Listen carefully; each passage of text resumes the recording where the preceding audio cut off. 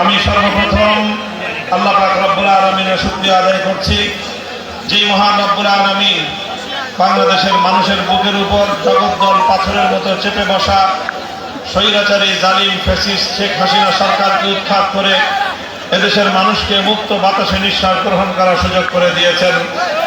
আল্লাহুম্মা লাকাল হামদু ওয়া লাকাশ শুকর। সংগ্রামী সাথী ও বন্ধুগণ, আমরা বিগত 5ই আগস্ট এদেশের মানুষের ভাষায় দ্বিতীয় স্বাধীনতা অর্জন করেছি।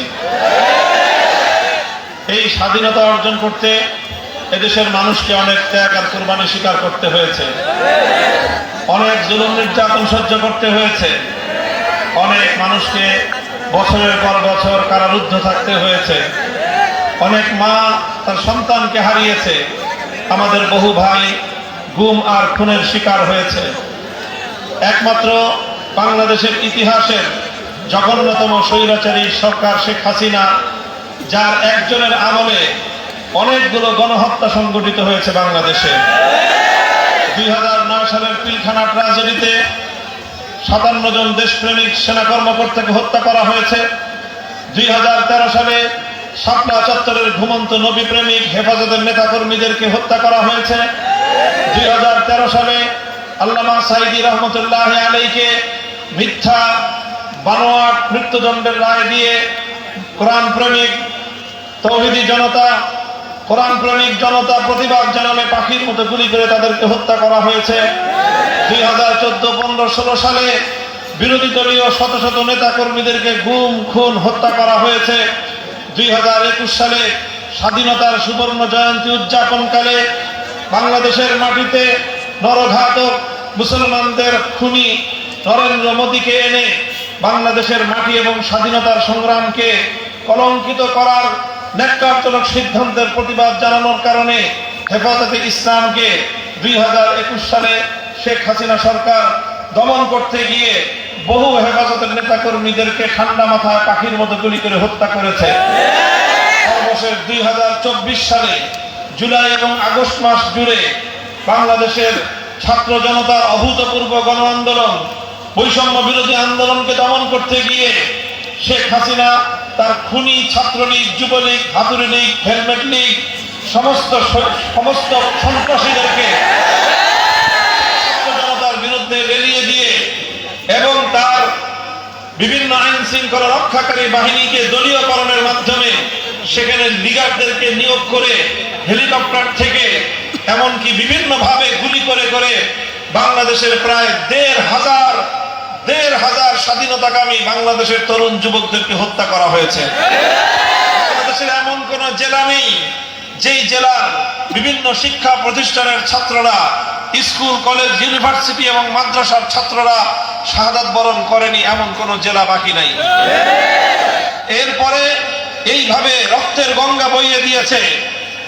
আপনারা শুনেছেন তখন শেখ হাসিনা এবং তার দলের লোকজন একটা কথা বলতো এবং এদেশের মানুষ সেই কথাটাকে বিশ্বাস করত।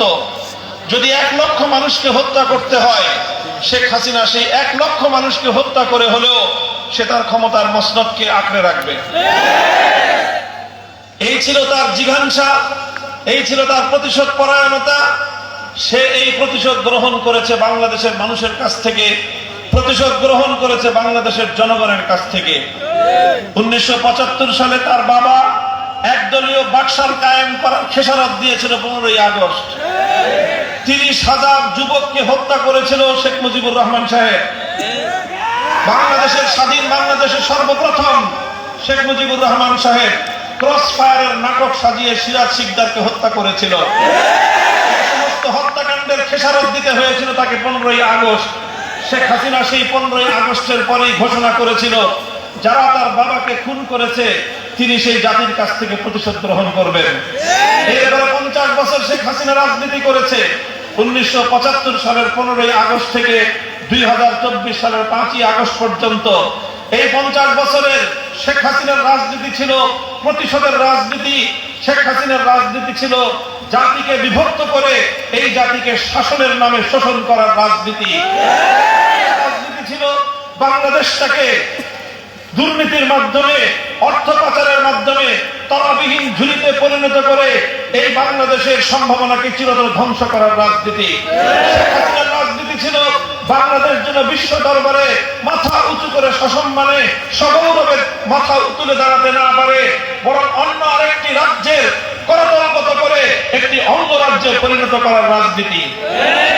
রাজনীতি ছিল বাংলাদেশের প্রধানমন্ত্রী না হয়ে অন্য আরেকটি দেশের তিলকবাড়ি মুখ্যমন্ত্রী হওয়ার রাজনীতি।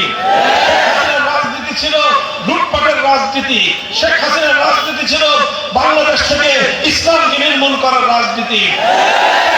রাজনীতি ছিল 144 ধারা জারি করার মাধ্যমে বাংলাদেশের আলেম সমাজের কোরআনের মাহফিলগুলোকে নিষিদ্ধ করবার রাজনীতি।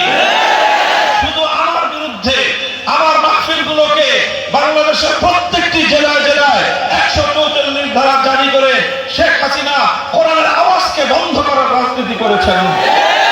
কোন ইসলামী সংগঠন, ইসলাম প্রিয় জনতা শান্তিপূর্ণ ভাবে নিরুদ্বিগ্ন ভাবে বিগত 15 বছরে কোনদিন বাংলাদেশের কোথাও জনসমাগম করতে পারে নাই।